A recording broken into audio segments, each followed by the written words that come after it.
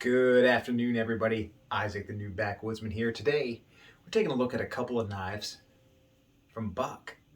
Although they're similar in materials and size, they both serve kind of different purposes and tasks.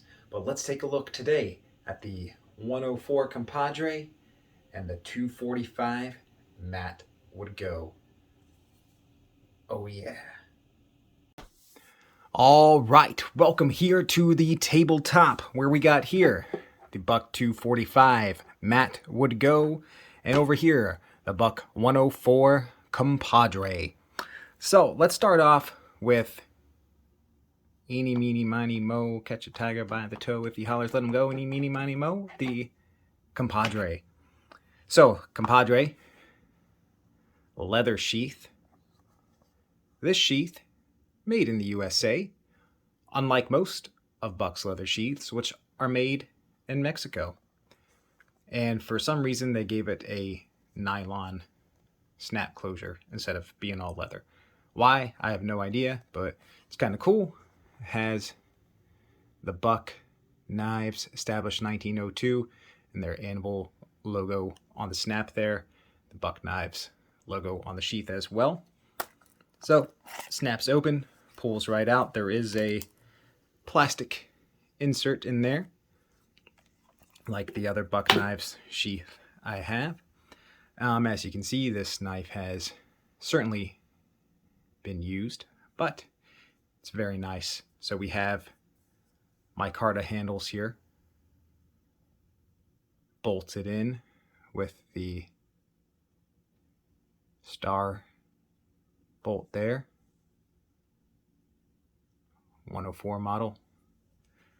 The spine here, we got 5/32 of an inch thick, and then of course it tapers down to the point.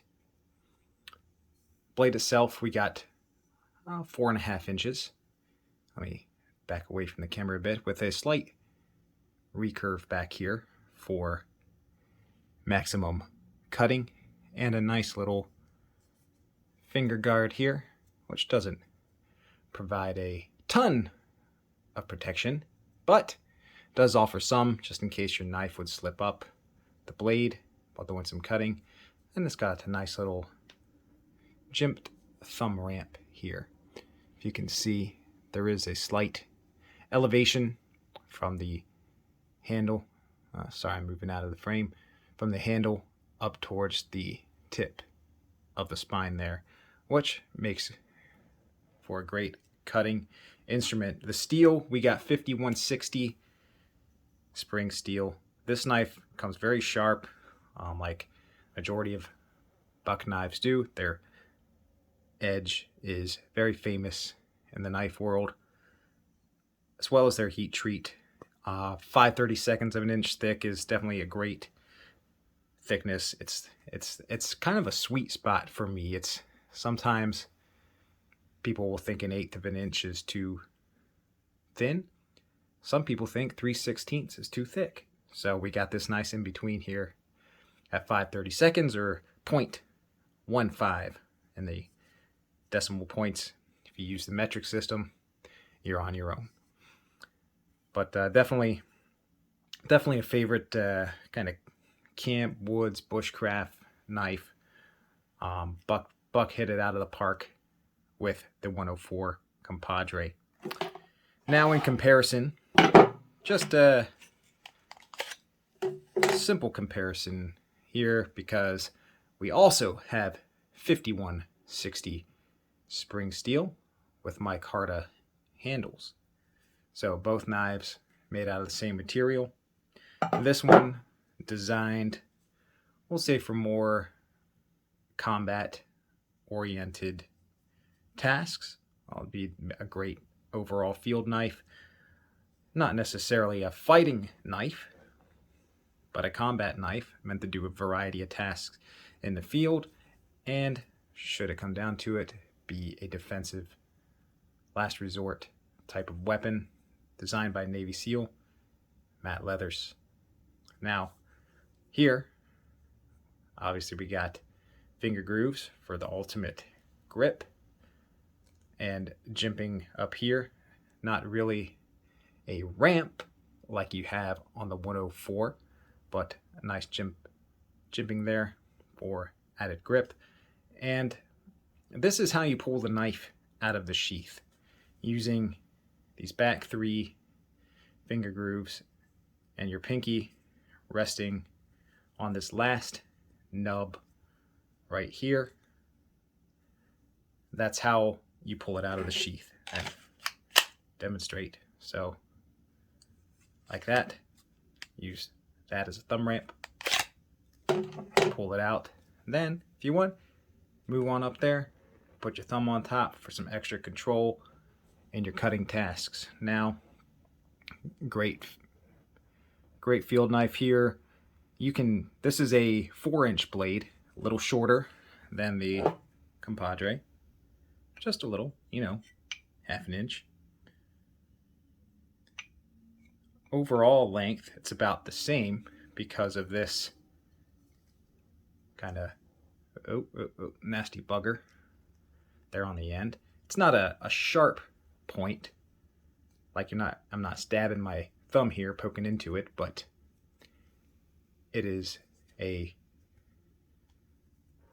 if you use your knife as a last resort defensive tool, that's your last resort.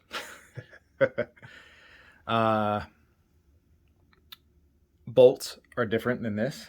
The star Torx bits on the compadre. This flathead screwdriver, kind of reminiscent of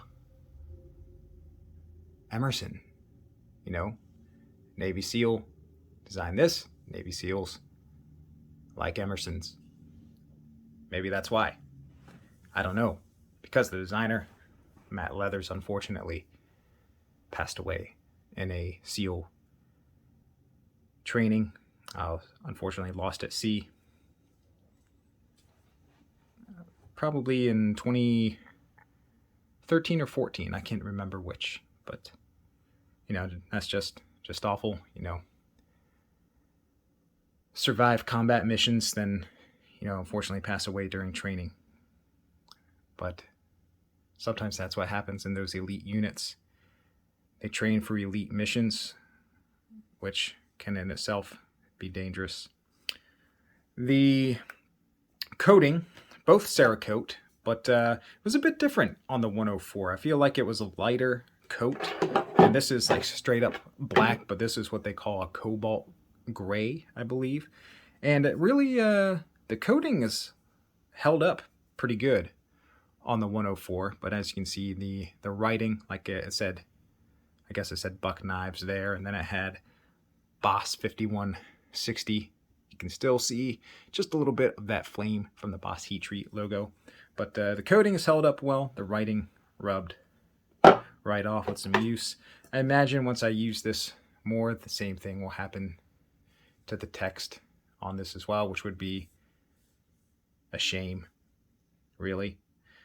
But because it's just cool to have Matt Leathers' name on there. The model 245. It's the model number of the knife. It was also the number of Matt Budd's class from SEAL school, I guess you call it. And it's just something special. I think 245 was the MSRP on this knife as well.